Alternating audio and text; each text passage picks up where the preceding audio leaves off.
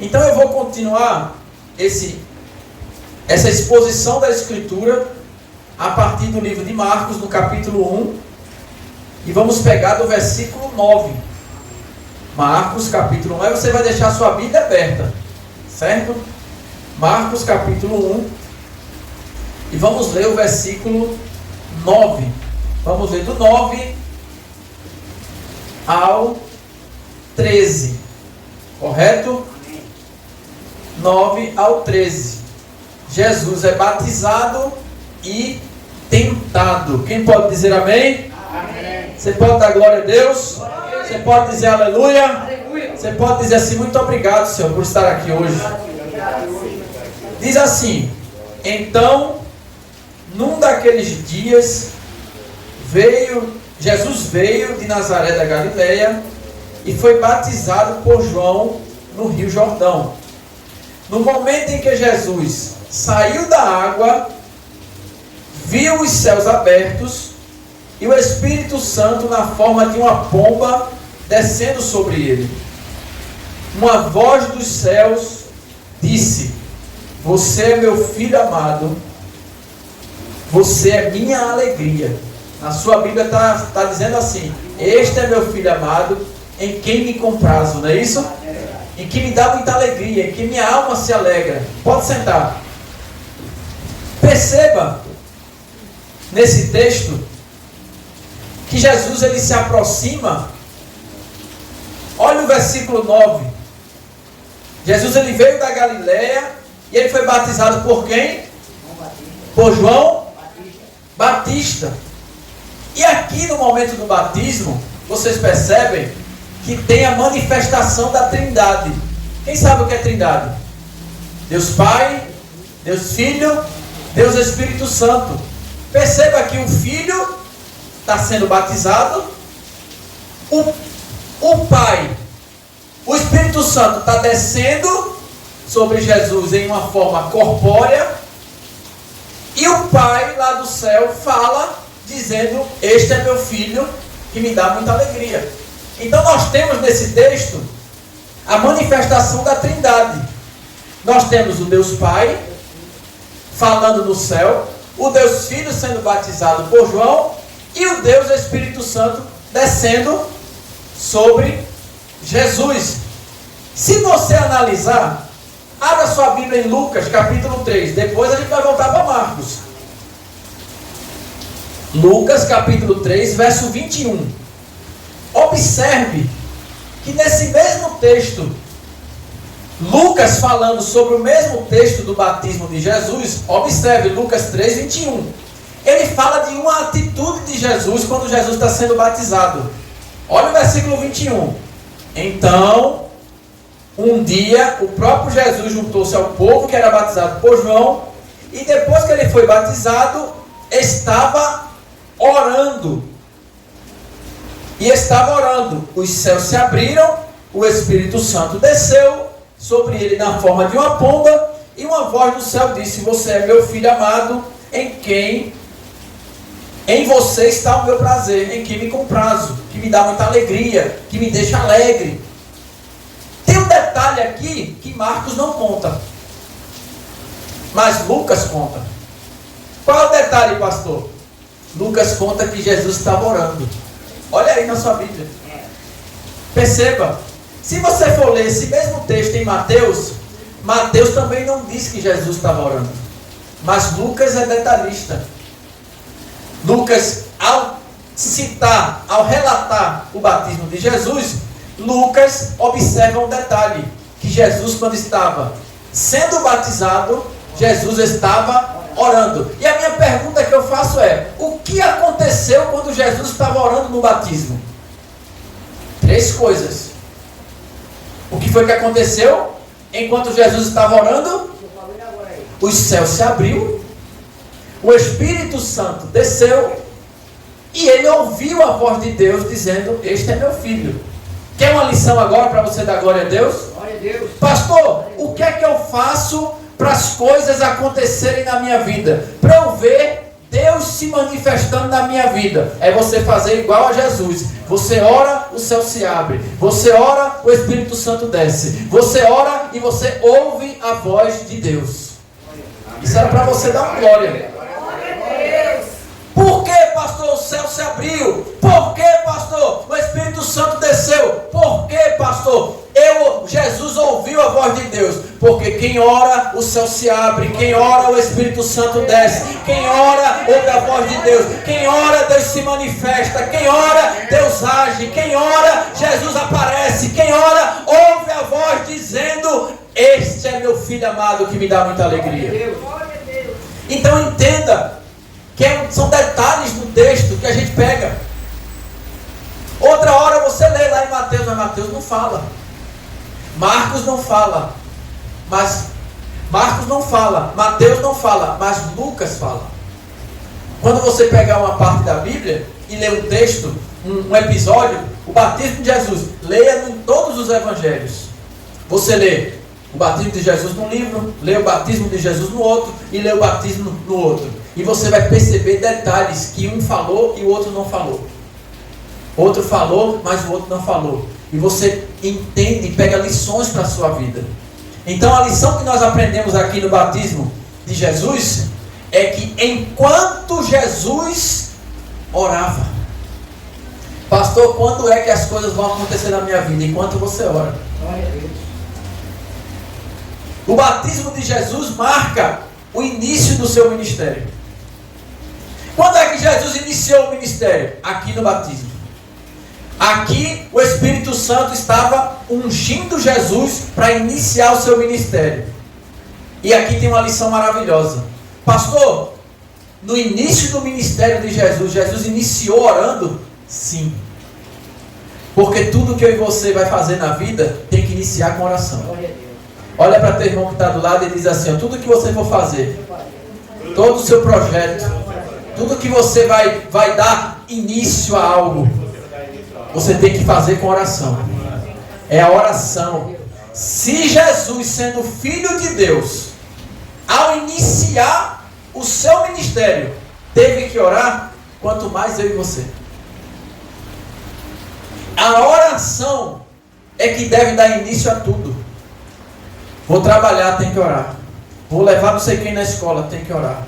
Vou trabalhar, tem que orar. Amém? Amém. Quem aprendeu?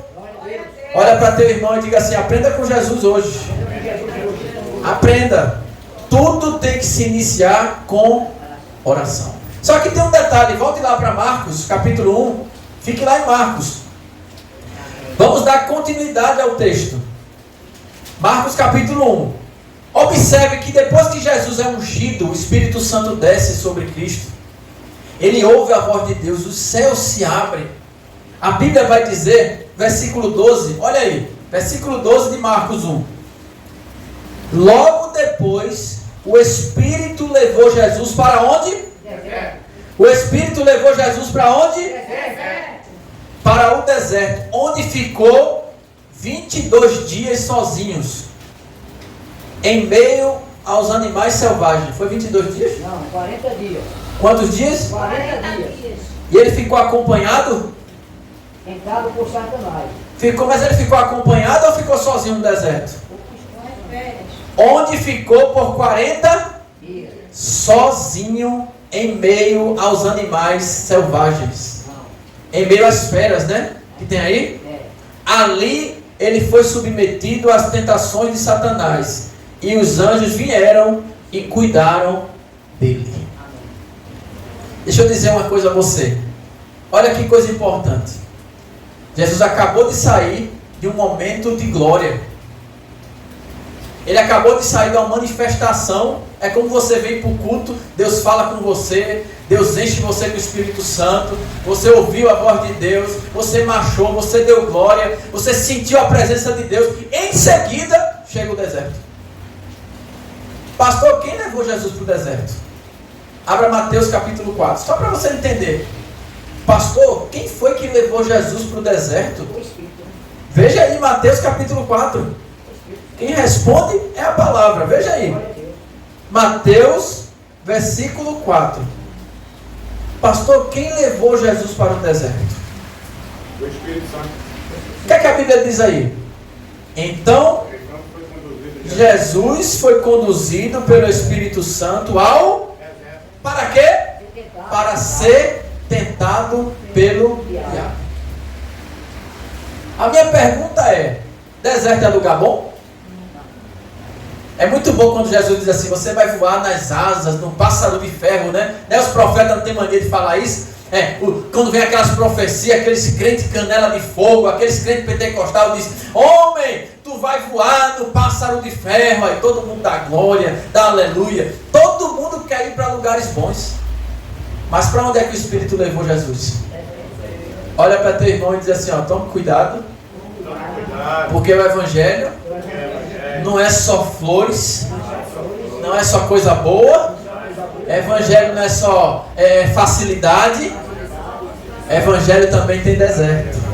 Evangelho também tem dificuldade. Evangelho também tem luta, tem tentação, tem provação, tem dor, tem cruz, tem lágrima, tem solidão. Evangelho não é só sombra e águas frescas. Mas pastor, quem foi que levou Jesus ao deserto? Foi o Espírito. E para quê? Para tomar aguinha de coco, dar uma relaxada, refrescar a mente, para ser tentado pelo diabo. Sabe por quê?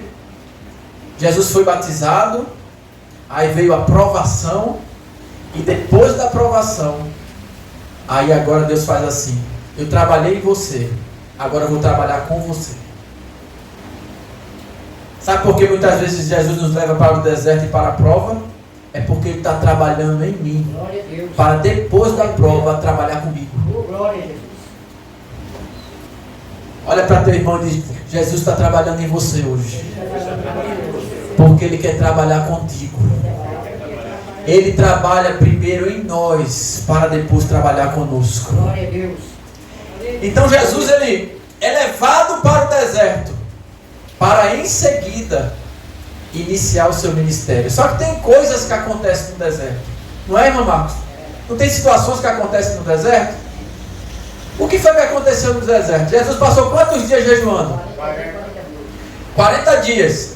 Agora olha que interessante: 40 dias com fome. Qual foi a tentação que Satanás queria derrubar Jesus? Ele fez pedra em pão, uma delas. Pedras, hein? A primeira tentação foi qual? Se tu és filho de Deus, transforma essas pedras em pão. Mas Jesus estava com o quê? Não, Jesus estava com fome. Sim ou não? E o que foi que Satanás tentou Jesus? Com pão. Porque Satanás, ele nunca vai atacar, guarde isso aqui, ele nunca vai nos atacar no nosso ponto forte. Ele sempre vai nos atacar nas nossas fraquezas. Jesus está com fome. Qual é a tentação que ele propõe a Jesus? Transforma essas pedras em pão. Resolve teu problema.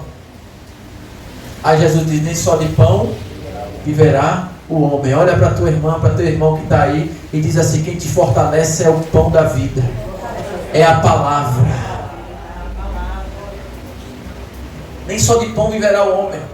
Deixa eu dizer um negócio a você: Satanás pode colocar aqui milhões de reais na minha frente.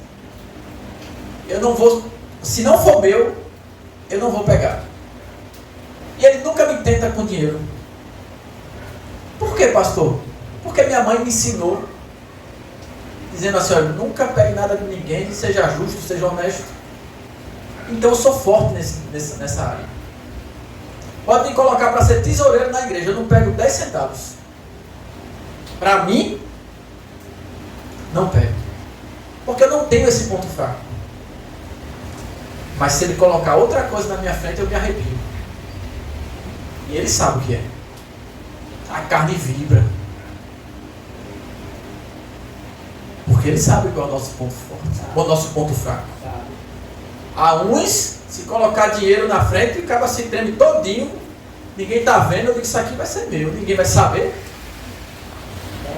Porque o ponto fraco daquela pessoa é dinheiro. Agora tem outros que é mulher. Tem outros que é o passado, as festas. É a bebida, é o vício. Satanás sabe. É a mulher. É mulher. Então Satanás sabe aonde ataca. Mas tem uma coisa. Jesus venceu Satanás no deserto usando uma arma principal. Qual foi a arma? Palavra. Perceba, olha aí sua Bíblia, Mateus 4, deixa ela aberta. Palavra. Sempre que Satanás vinha com a tentação, Jesus dizia assim, mas está escrito. Eita. Transforma essa pedra em pão. Aí Jesus disse, está escrito. Aí Satanás levou Jesus lá no alto do monte, viu a cidade santa e disse assim, levou ele no lugar mais alto e disse, te solta daqui, te joga daqui. Olha, Satanás usou a própria Bíblia, Salmo 91, versículo 11 e 12. Está escrito. Está escrito. Porque o Senhor dará instruções especiais aos anjos para te proteger. Os anjos vão te guardar. Está lá escrito, Jesus, Salmo 91. Que se o Senhor se jogar daqui, Ele vai mandar anjos para proteger você. Mas Jesus mais uma vez disse assim, está escrito. Está escrito.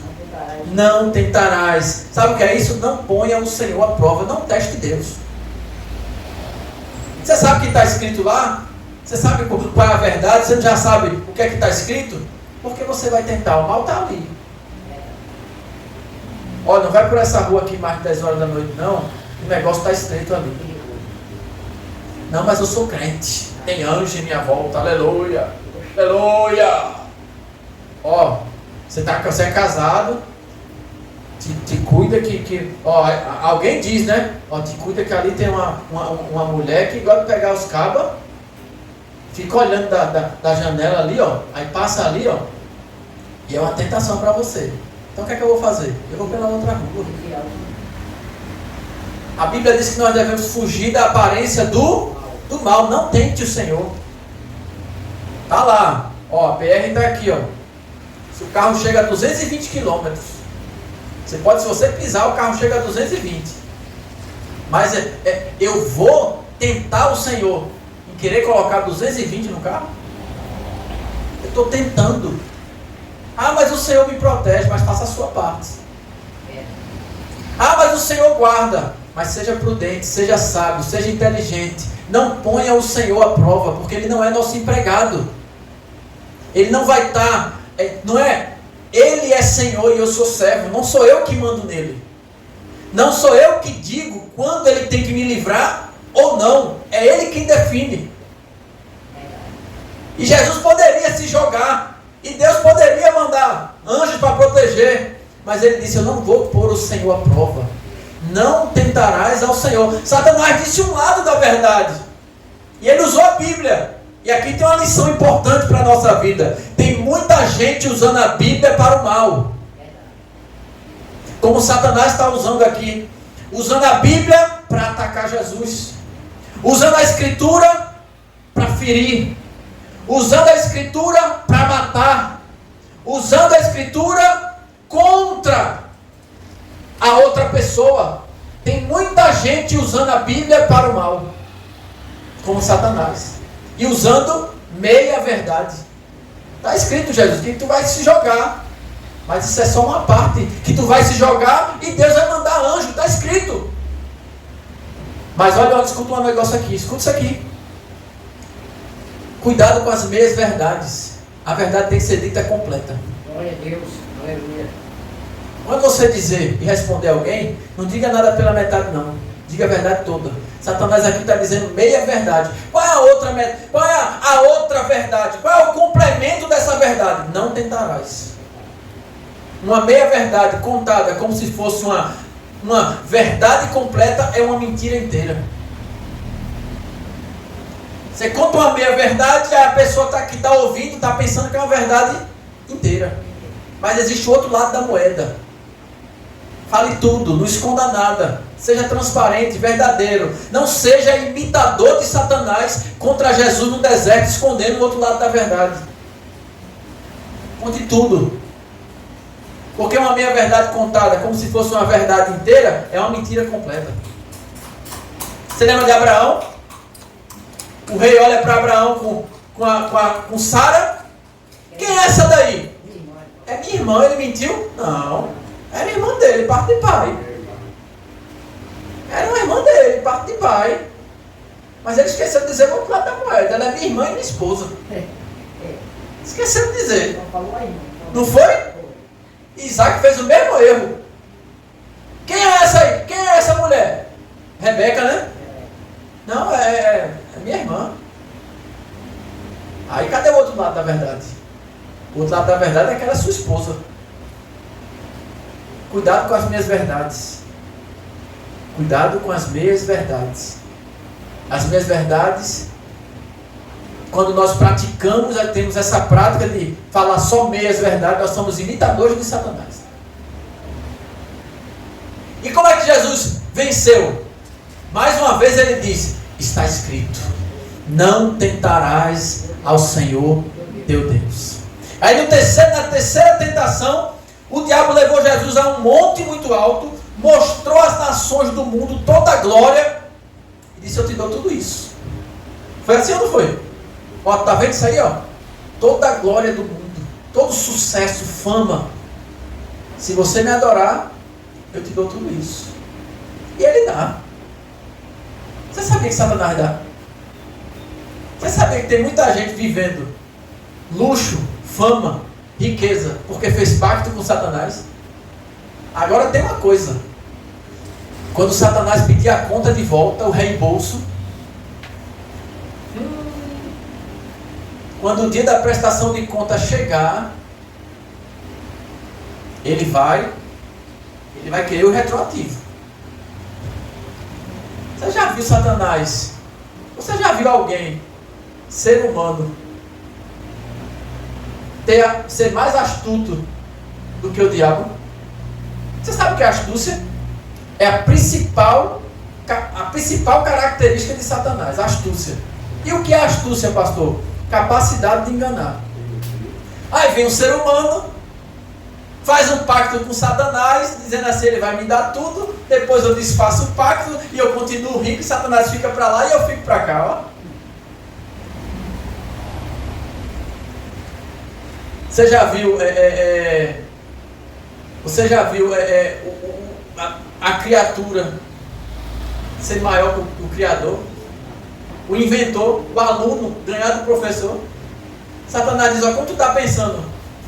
Quando tu está pensando em me enganar, eu já te enganei 3 vezes. Já te enganei 3 vezes. Então olha para teu irmão, aí, e diz assim para ele assim, ó, cuidado com as astúcias. Cuidado com as propostas, porque Jesus teve 3 propostas. Jesus teve 3 propostas, mas a todas ele disse, está escrito. Está escrito. Olha para teu irmão e diz assim, você vai vencer a Satanás com aquilo que está escrito. Você vai vencer a Satanás, as tentações, as propostas, o mundo, as mentiras, as meias verdades, as tentações. Você vai vencer aquilo que o diabo quer fazer para te afastar de Deus com aquilo que está escrito. Levanta a mão aí para adorar Jesus, que eu estou sentindo que Deus está aqui. Está escrito. Quer vencer o diabo? Diga assim para ele, está escrito, Satanás.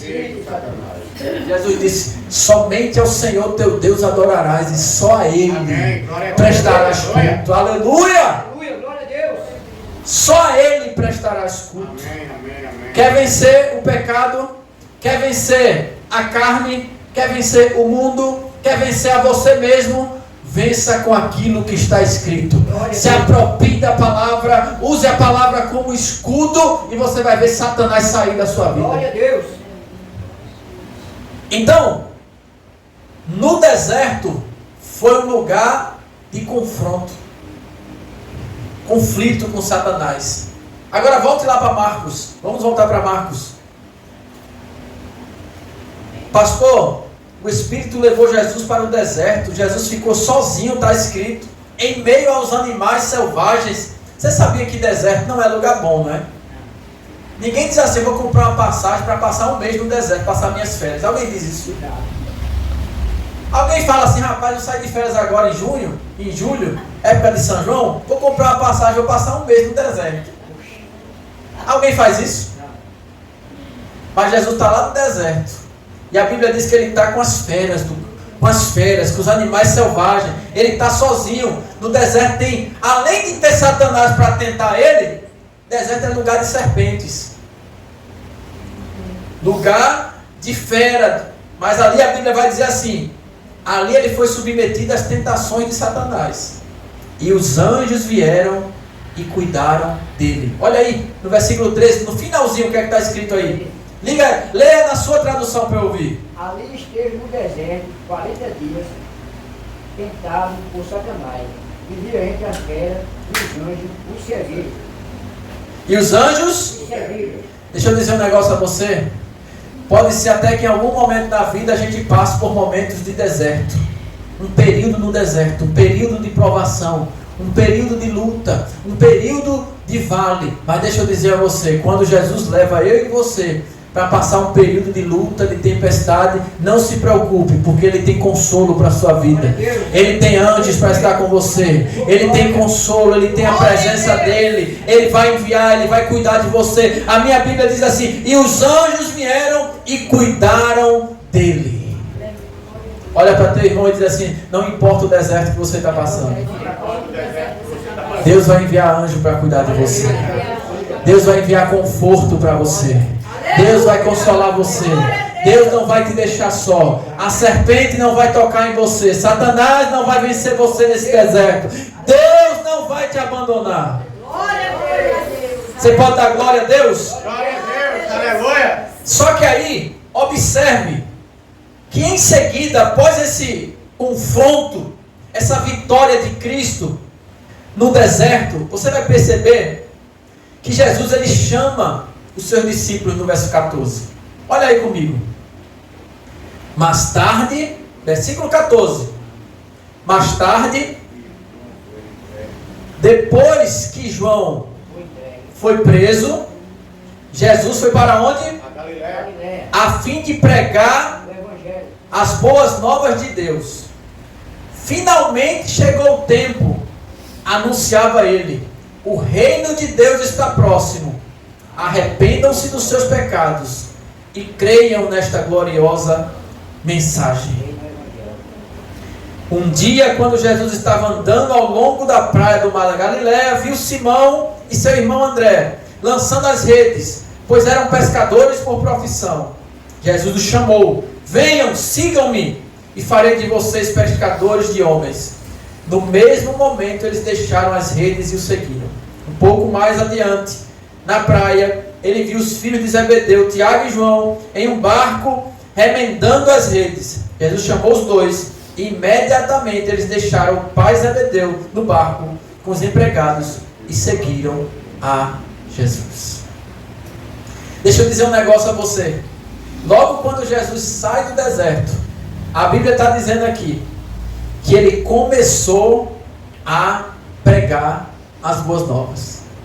Aqui tem uma lição importante, irmão Marcos, que existe uma preparação para fazer a obra de Deus.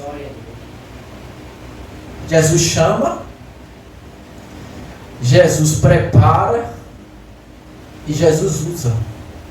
Deus faz isso conosco.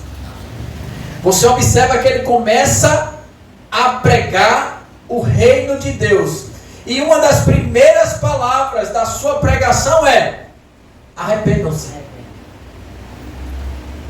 Pois o reino de Deus, arrependam-se dos seus pecados, pois o reino de Deus está próximo.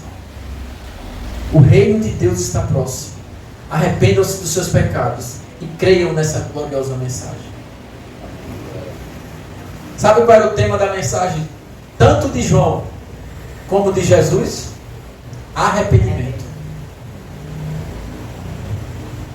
Igrejas que não pregam mais sobre arrependimento. Igrejas que pregam sobre vitória. Igrejas que pregam como derrubar o gigante. Igrejas que só pregam os 7 passos da prosperidade. Igrejas que só pregam como vencer a dificuldade financeira. Igrejas que não pregam mais sobre abandonar o pecado, não pregam mais sobre inferno, não pregam mais sobre vencer o pecado, não pregam mais sobre rejeitar, renunciar às vontades da carne, igrejas que não pregam mais sobre obediência, sobre santidade, mas Jesus me trouxe aqui para dizer que a verdadeira mensagem do Evangelho é arrependimento, é arrependimento. E por que nós precisamos se arrepender, pastor? Porque o reino de Deus está próximo. Glória a Deus, aleluia. Olha para teu irmão e diz assim, ó, Jesus está voltando. E quando ele voltar, ele vai buscar pessoas arrependidas. Quem é pecador, deixa eu ser bem sincero com você. Pecador não precisa ouvir mensagem de chave. Pecador não precisa ouvir mensagem de prosperidade. Pecador não precisa ouvir mensagem que a porta vai se abrir. Pecador não precisa ouvir mensagem de que vai dar tudo certo. Pecador precisa ouvir mensagem para arrependimento. Abandonar o pecado. João Batista estava lá batizando, começa a vir os fariseus se batizar. João Batista disse, raça de víbora, quem vos ensinou, quem vos induziu a fugir da ira vindoura? Produzir, pois, frutos dignos de arrependimento. Olha para teu irmão e diz assim, o segredo da vitória é se arrepender.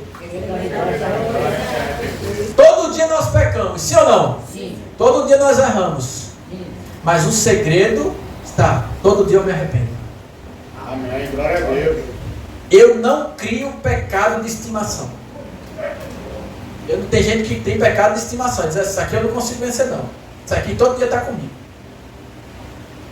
Todo dia a gente erra. Todo dia a gente se arrepende.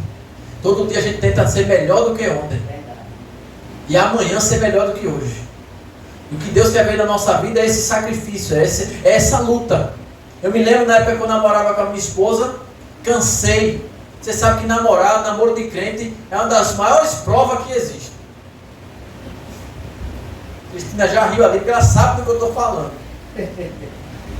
É uma luta, irmão.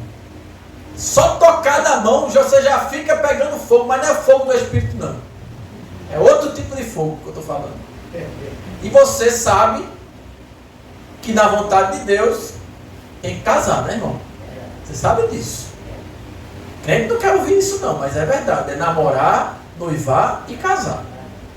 Essa é a escala da bênção.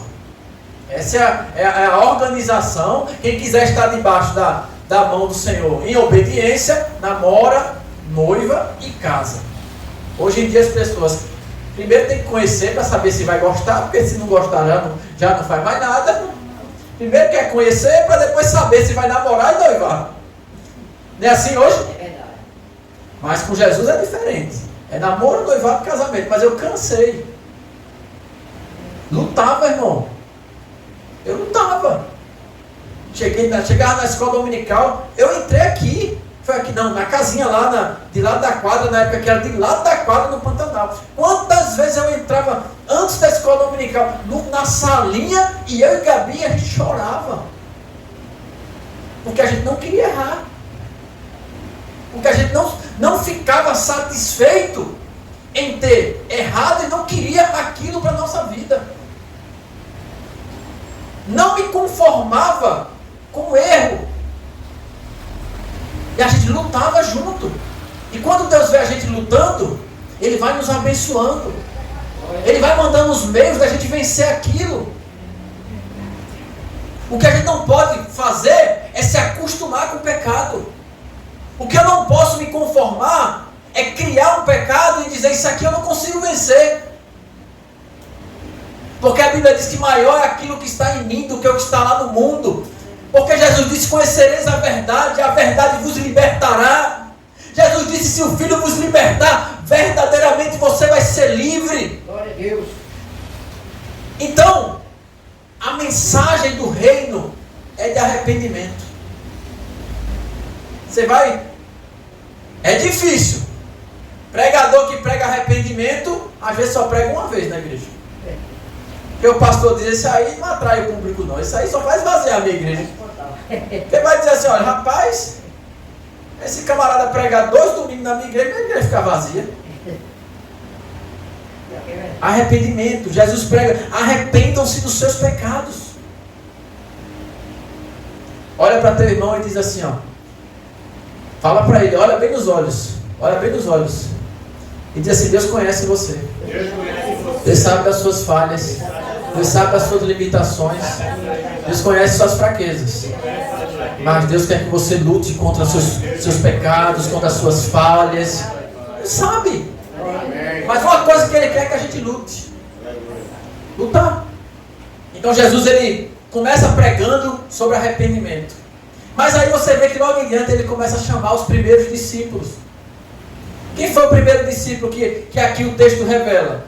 Primeiro, Jesus encontra, versículo 17, versículo 16. Um dia, quando Jesus estava andando ao longo da praia do Mar da Galileia, viu quem? Simão e seu irmão André, lançando as redes, pois eram pescadores por profissão. Chamou-os e disse, venham, sigam-me, e farei de vocês pescadores de homens. Agora, a resposta deles no verso 18. Não, Jesus, faz o seguinte, eu estou ganhando dinheiro aqui. Você sabe que a pescaria na época é como se fosse uma empresa. É aquilo que sustentava. Eles estão trabalhando na empresa deles. Aqui eles estão de carteira assinada. Aqui eles estão trabalhando para receber o salário, para sustentar a família. E o trabalho era pesca. E Jesus diz, olha, deixa a rede, deixa a pesca, deixa barco, deixa a profissão, porque agora você vai pescar você vai pescar outra coisa. Glória a Deus. Você agora vai ser pescador de homens. E ele, versículo 18, no mesmo momento, eles deixaram as redes e o seguiram. Olha para teu irmão e diz assim, não tem nada que te impeça, nada, você não pode deixar nada te impedir de atender o chamado de Jesus. Nem barco, nem rede, nem pescaria, nem nada, nem ninguém. O chamado dele é mais importante do que tudo. Mas pastor, eu vou passar fome, como é que eu vou me alimentar? A responsabilidade é de quem chama. Levanta a mão para adorar Jesus. Se Jesus te chamou, Ele vai cuidar de você, Ele vai guardar você, não vai te faltar pão, não vai te faltar água. Ele vai cuidar de você e da sua família. Glória a Deus. Eu me lembro que eu trabalhava na American Farm. Primeiro emprego, eu dei uma de doido. Você sabe que crente novo convertido às vezes é loucão. Loucão que fala no sentido que ele é um apaixonado, é tudo novo para ele. Ele é uma chama, uma tocha. Era para a gente voltar a esse tempo de novo convertido. É o primeiro amor. Depois de ter trabalhado o ano todo, eu peguei minhas férias. Aí eu podia fazer o quê? Eu podia pegar minhas férias para passear, né? Ir para shopping, para piscina. Depois de um ano de trabalho, é digno, não é? É justo você tirar umas férias para você descansar. Eu inventei de ir para uma viagem missionária para uma cidadezinha chamada Araripina, Serra da Rancharia, passar um mês pregando o evangelho para os matutos. Quando eu falei de inferno para o menino lá, o menino disse, onde é isso, homem? Que moda é esse lugar em Recife, é? Ele estava esperando eu dizer, você dobra na Rua da Concórdia, pega a primeira esquerda, chega lá, é o inferno. Ele estava esperando, rapaz, se morrer sem Cristo, vai para o inferno, homem. E a gente foi treinado para falar na linguagem dele, a gente falava feito matuto. Homem, Jesus ama muito você. E o que é que você está fazendo afastado dele, homem? Se morrer sem ele, a palavra dele vai para o inferno, homem. Mas que muda é inferno, homem? Que muda esse lugar lá em Recife, é?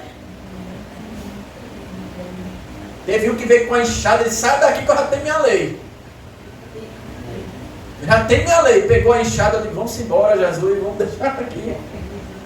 Um mês. Deixei tudo. E antes da viagem, a gente na igreja grande, Largo da Paz, a gente vendia salada, fez rifa. Todo mundo da igreja ficava olhando pra gente, dizendo assim, esses meninos estão loucos. E a gente não recebia para ir não, a gente estava pagando para ir, irmão. A gente estava pagando para ir. A gente chegou lá, passou um mês. Eu e mais 3 pessoas.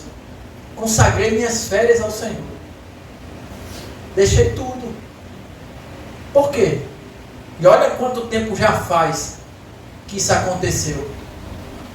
E eu não consigo esquecer. Porque vale a pena deixar tudo para seguir Jesus. Glória a Deus. Aleluia. Vale a pena. Vale a pena. Depois que a gente foi para essa viagem, muitos outros jovens se levantaram na igreja para querer fazer viagem missionária. A gente se viu como pontapé inicial e motivação para outros quererem fazer viagem missionária. Então veja, Jesus chama e ele diz aqui, ó, foi no mesmo momento. Eu vou dizer um negócio aqui. Não permita que nada se faça um empecilho para você atender o chamado de Jesus. Amém. Glória a Deus. Nada. Ninguém, nada e nem ninguém. Deixou imediatamente. Depois ele chamou quem? Versículo 19. Tiago e João, filhos de Zebedeu. O primeiro, a Bíblia diz que ele deixou barco, né? Deixou os peixes, mas Tiago e João ainda teve que deixar o pai. Verdade ou não? Verdade. Olha só. Jesus chamou os dois. Imediatamente eles deixaram o pai Zebedeu no barco com os empregados e seguiram a Jesus. Deixa eu dizer um negócio a você. Jesus sabe quem chama e Jesus sabe, sabendo quem chama, Jesus sabe o que pede. E a quem pede. E o que pede. Você lembra que Deus chamou Abraão? E Abraão queria ter um filho? Não foi? E depois de um tempo, Sara não podia ter filho. Abraão também não podia, mas engravidou.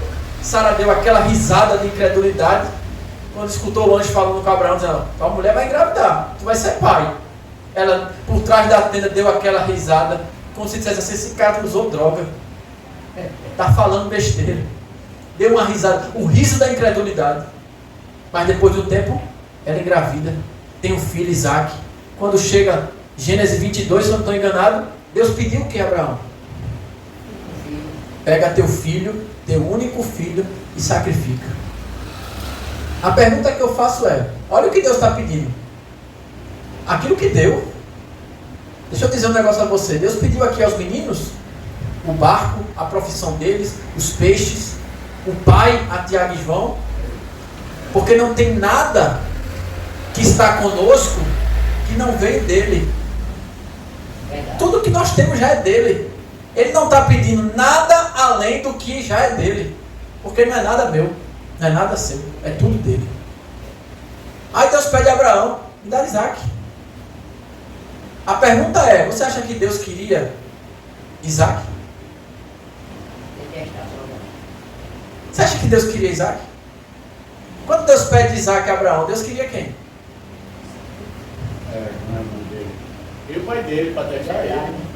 Quando Deus pede alguma coisa a você, Deus não quer aquilo que você vai dar. Deus quer você. Você está entendendo? Aí Deus coloca no seu coração e diz assim, pega o teu salário e oferta. Aí você acha que Deus quer o seu dinheiro? Quando Deus está pedindo algo assim para você, é porque Ele está querendo você. Ele não quer. Porque aquilo ali é só um pretexto para Deus alcançar o nosso coração. Glória a Deus. O que Deus quer mesmo é a minha vida, é o meu coração. Glória a Deus. Mas Ele pede coisas para a gente, desejando a gente, não aquilo que a gente tem para dar. Diga glória a Jesus. Glória a Deus. Eles deixaram tudo. Agora veja o versículo 21. Já vou terminar, viu? Versículo 21. Observe aí.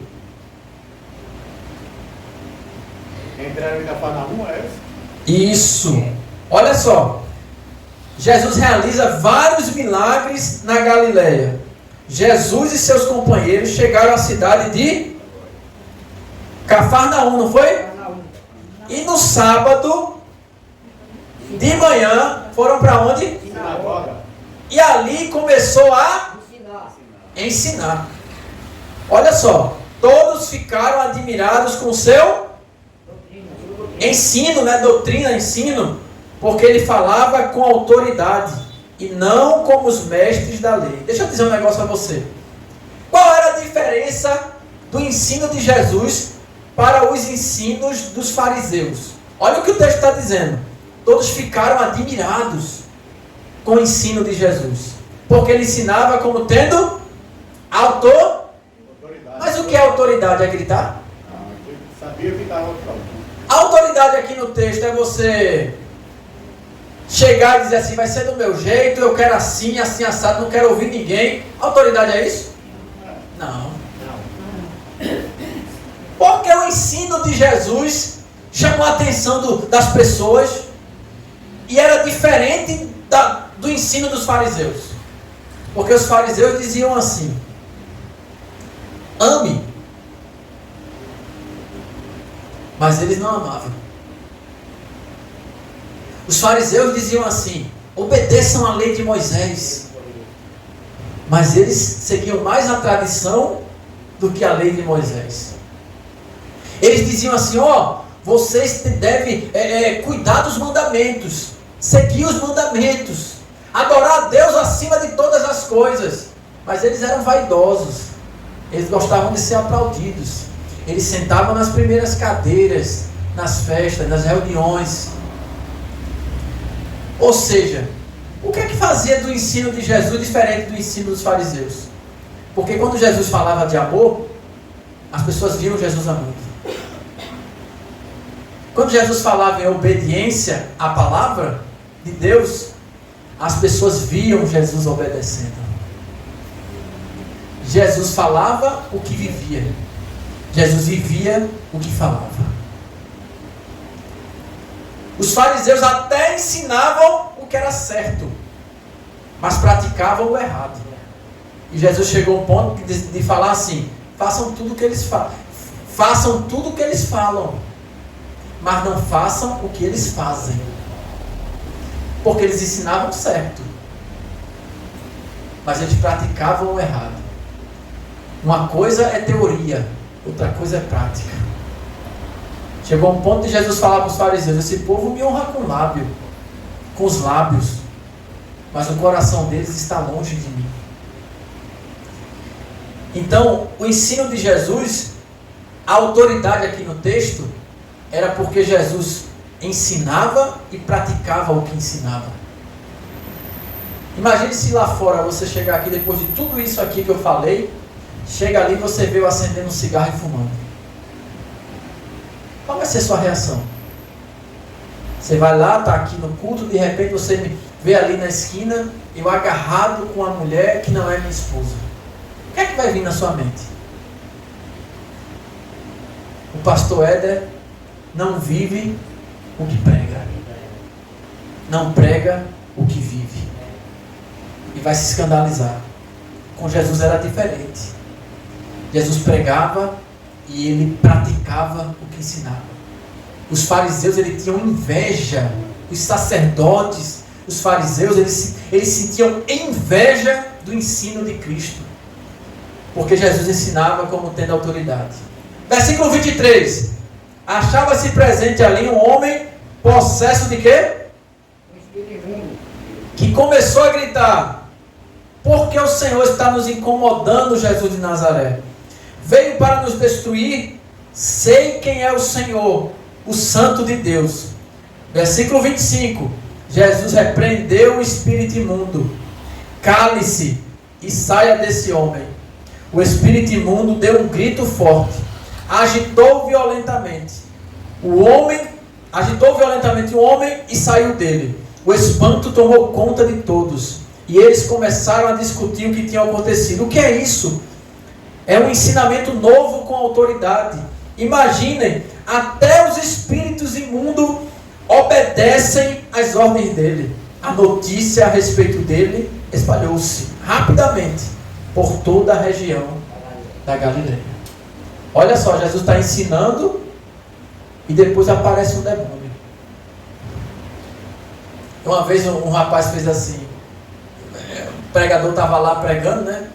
Aí o demônio caiu. Isso é uma história só para a gente descontrair. Aí a pessoa endemoniada, o demônio fez, sai em nome de Jesus. O pastor falou pro demônio, né? Sai em nome de Jesus. Aí o demônio falou assim, eu não saio não, porque você estava em jejum e comeu salsicha. Aí ele falou, você não vai sair porque eu comi salsicha não, você vai sair por causa do nome de Jesus, saia. E ele saiu. Mas aqui Jesus ensina e depois vem o demônio. Imagine se Jesus fosse um camarada que pregasse o que não vivia, o que é que o demônio poderia falar dele? Satanás envergonha ou não? Certeza. Uma vez um irmão, um colega nosso, ele era muito espiritual, porque tem gente que pensa que é mais crente que os outros, né? Tem gente que quer ser mais espiritual. Então esse camarada era aquele negócio de querer mostrar que era espiritual, de querer mostrar que era crente, que orava muito e que lia muita palavra e se sentia o tampa de cruz. Aí tu cai um demônio lá na Imbiribeira, perto da estação Imbiribeira. Estou uma roda de gente, ninguém conseguia expulsar aquele demônio. E ele disse, eu vou lá. Mas quando ele chegou lá, ele levou uma tapa no peito. Eu nunca esqueci essa tapa que ele levou. Nunca esqueci essa tapa que ele levou. Rapaz, eu digo, a espiritualidade do homem era tão espiritual que o demônio deu uma tapa no peito dele. Ó, que coisa. Deixa eu ficar na minha simplicidade mesmo. Deixa eu ficar na minha lá. O camarada que ninguém dá nada. Mas eu não vou me dar. Não queira ser aquilo mais do que as pessoas veem em você. Não queira. Quem tem que te elogiar não é você. É as pessoas que estão em sua volta. O elogio a seu respeito não tem que vir da sua boca. Você não tem que se promover, se vender espiritualmente. Quem tem que saber que você é espiritual não é você, as pessoas que estão em sua volta. Então aqui, Jesus ele expulsa aquele demônio. Por quê? Porque Jesus ele tem autoridade. E olha que coisa interessante, Jesus tem autoridade sobre a natureza. Na tempestade ele acalmou o vento e o mar. Jesus tem autoridade sobre espírito maligno. Ele manda e o espírito maligno vai embora. Jesus ele tem autoridade. Você lembra da mulher do fluxo de sangue? Tocou na orla das suas vestes, foi curada, tem autoridade sobre as enfermidades. Você lembra da filha de Jairo?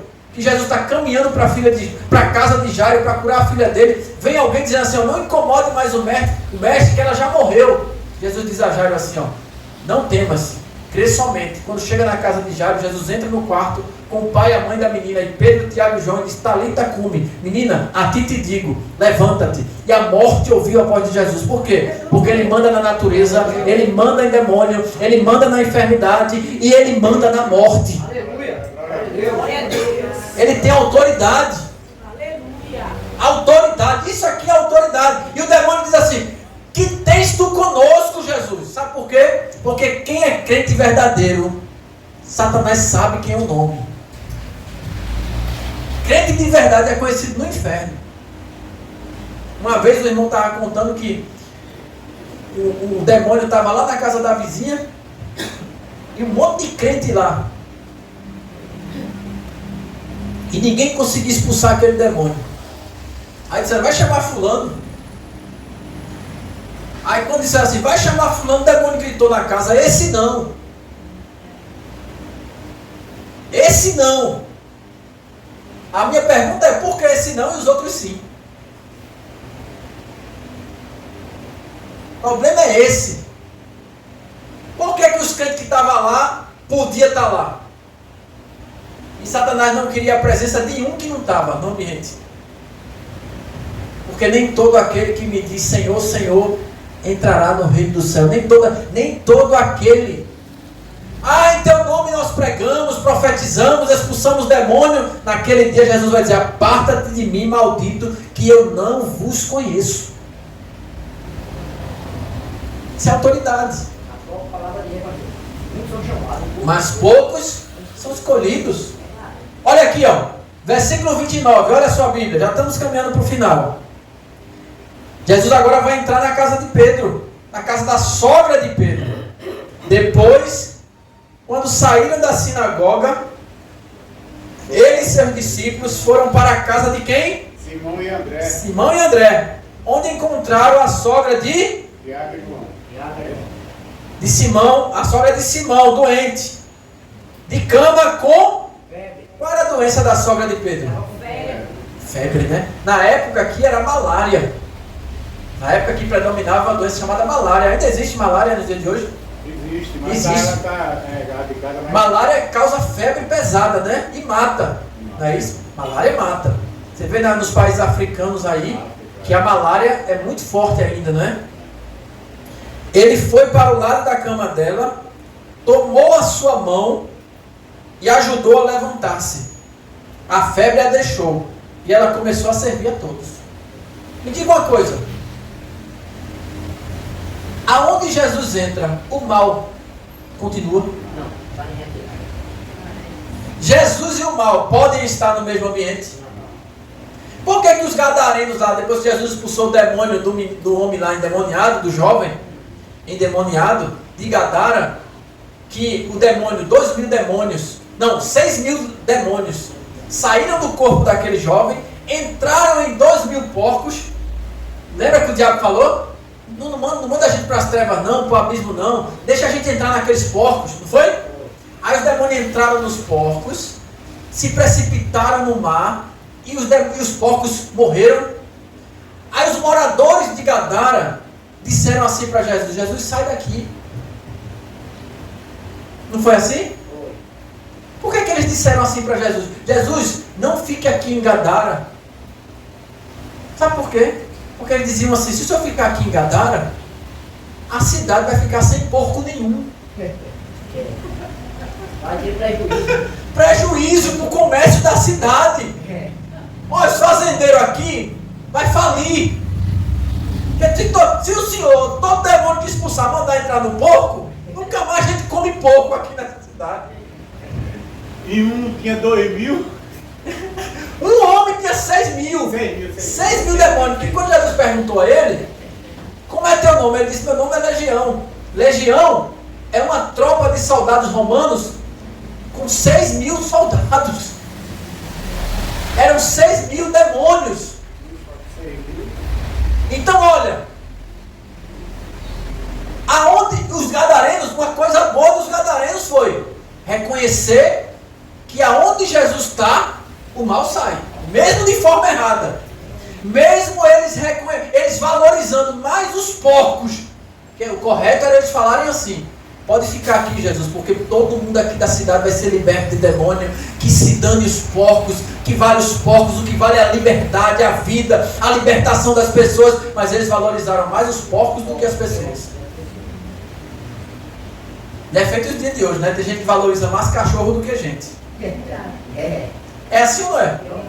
Hoje, esses dias, quando eu trabalhava, agora não, mas quando eu trabalhava de aplicativo, tinha muito. Teve uma cliente que dizia assim: olha, o meu cachorro tem plano de saúde, mas eu não tenho não.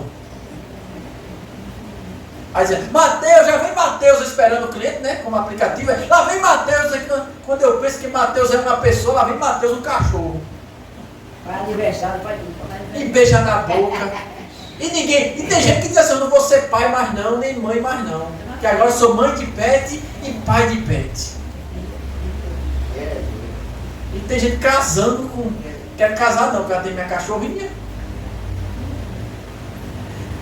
Os gadarenos, mesmo de forma errada, valorizando mais os porcos do que a libertação das pessoas, eles tinham uma consciência positiva. Se Jesus ficar aqui, ele é tão poderoso que a gente vai perder todos os porcos da cidade. Mesmo de forma errada, eles tinham consciência de aonde Jesus entra, o mal tem que sair. Olha para teu irmão, para tua irmã e diz assim: ó, Jesus está entrando na tua casa hoje. O mal vai sair da tua casa hoje. O mal vai sair da vida do teu filho hoje. O mal vai sair da tua vida financeira hoje. O mal vai sair do teu corpo hoje. O mal vai sair da tua família. O mal vai sair da tua mente. O mal vai sair da tua vida hoje, em nome de Jesus. Se você acredita nisso, levanta a mão e dá glória. Abre a boca para dar glória. Aonde Jesus chega, o mal tem que sair. Você está entendendo que não tem como Jesus e o mal ficar no mesmo lugar? Aí Jesus chega na casa de Pedro, o que é que acontece com a febre? Jesus chega na casa da sogra de Pedro, o que é que acontece com a febre? Tem que sair. Eita, vou falar. Jesus vai entrar nos todos os compartimentos da tua casa hoje. Levanta a mão aí, vai. Você crê em profecia? Levanta a mão. A partir de hoje você vai ver Jesus entrando na tua intimidade, no teu quarto, na tua sala, na tua cozinha, na tua varanda. Jesus vai entrar e ocupar e vai tirar todo o mal de todos os espaços da tua casa. Em nome de Jesus, em nome de Jesus. A febre foi embora. A depressão vai embora, a ansiedade vai embora, o medo vai embora, o transtorno vai embora, a doença vai embora. Glória. Aleluia! Aleluia. Glória a Deus. Então Jesus curou a sogra de Pedro. Versículo 32. Jesus demonstra o seu poder sobre os demônios e as doenças. Quando o sol se pôs, o povo levou os doentes. A fama de Jesus já estava correndo. Todo mundo está dizendo, tem um homem aí que está curando. Tem um homem aí que expulsa demônio. Tem um homem aí que curou a febre da sogra de Pedro. Quando o sol se pôs, o povo levou os doentes, os endemoniados, a Jesus para serem curados. Uma enorme multidão, versículo 33, da cidade de Cafarnaum, juntou-se do lado de fora da porta. Então naquela noite Jesus curou um grande número de pessoas doentes e expulsou muitos demônios. Ele não deixava que os demônios falassem, porque sabiam quem ele era. Jesus aqui está no início do seu ministério. E para Jesus ter liberdade de andar e entrar nas cidades, ele não podia ser, no início, ele não queria ser revelado logo como filho de Deus. Você vai ver na Escritura que vai ter curas que ele vai dizer assim, não diga nada a ninguém. O leproso, lá em Mateus capítulo 8, Jesus curou o leproso, aí disse assim, ó, não conte nada a ninguém.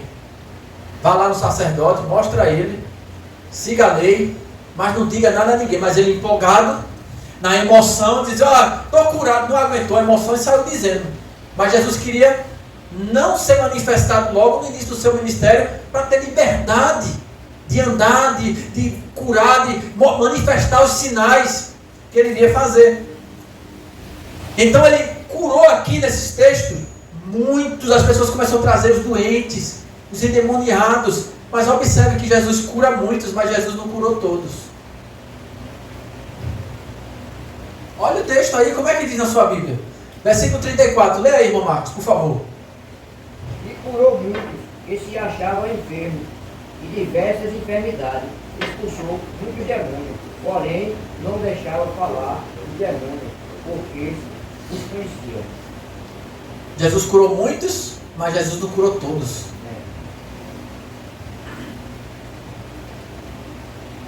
Diga amém. Amém. Curou muitos demônios, expulsou muitos demônios, curou grande número de pessoas. E por que ele não deixava o demônio falar? Porque o demônio falava, ele é o Filho de Deus. Ele é Jesus, é o Cristo, antes do tempo. E Jesus tinha que manifestar os seus sinais para as pessoas crerem. Versículo 35.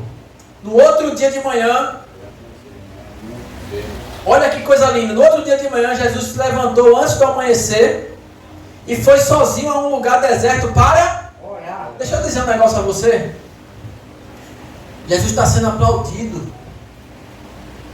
Jesus está curando, Jesus está libertando as pessoas. Jesus está com a multidão seguindo ele. Jesus está popular, mas ele deixa a multidão para ficar sozinho e orar, enquanto eu e você busca popularidade no Facebook, no Instagram, querendo ser seguido, querendo visualização, querendo pregar para muita gente, querendo elogio, querendo que as pessoas gostem, querendo cair na graça do povo, querendo que as pessoas lhe sigam, querendo que as pessoas gostem do que você fala, querendo chamar a atenção das pessoas, querendo multidão em tua volta, querendo visualização, querendo curtidas, querendo ser compartilhado, querendo ser visto. Jesus deixa a multidão e diz, quero estar com Deus.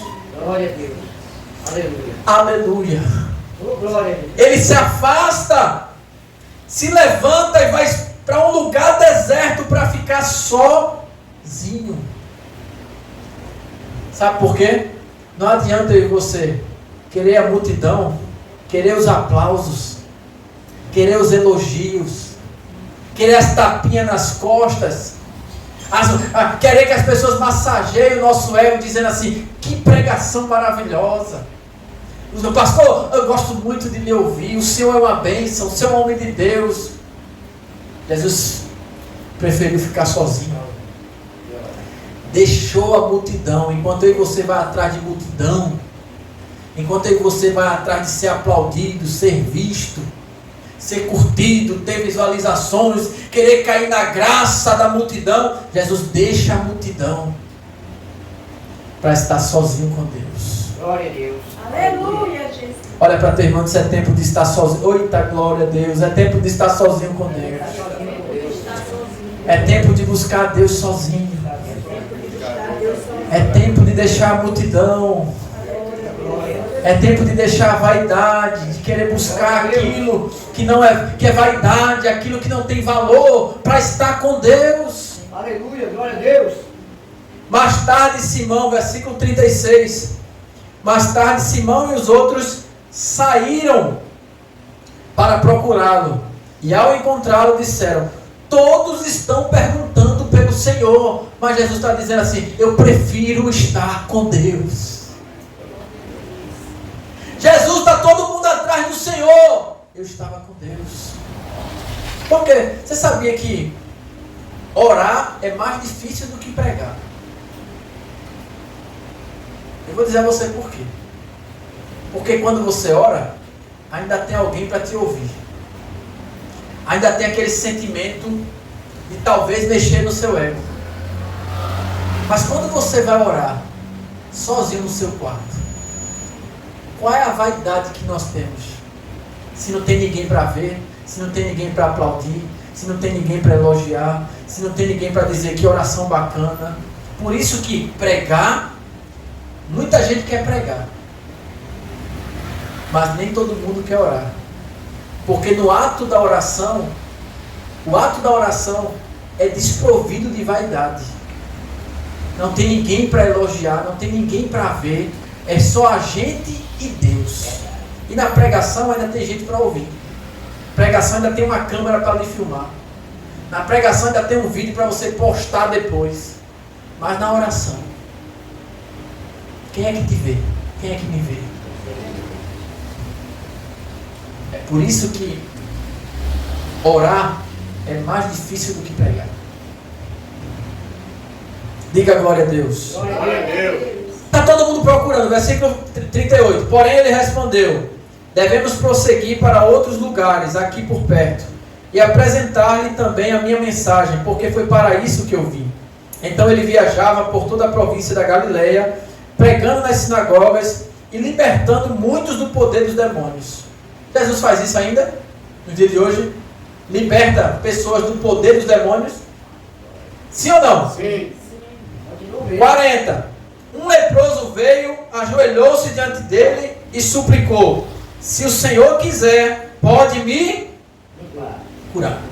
Essa é a nossa oração. Observe o que o leproso diz: se o Senhor quiser, pode me curar. Eu não determino nada. Você não determina nada. A minha oração não é eu determino o Senhor, não. A nossa oração é: se o Senhor quiser, o Senhor pode fazer isso ou aquilo.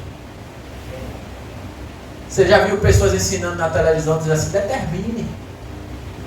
Profetizar é uma coisa, determinar é outra. Eu não determino nada, nem você. E Jesus, levado pela compaixão, estendeu a mão, tocou nele e disse: sim, eu quero, seja curado. Imediatamente a lepra desapareceu e o homem ficou. Jesus então lhe disse energicamente: vá pedir para o sacerdote que examine você. Não pare pelo caminho para falar com ninguém. Leve com você a oferta que Moisés mandou que um leproso apresentasse para servir de testemunho. Mas enquanto o homem seguia pelo caminho, começou a espalhar a boa nova de que estava curado. Por isso, grandes multidões logo cercaram Jesus. Ele não podia entrar publicamente em qualquer cidade, tendo de ficar fora nos lugares desertos.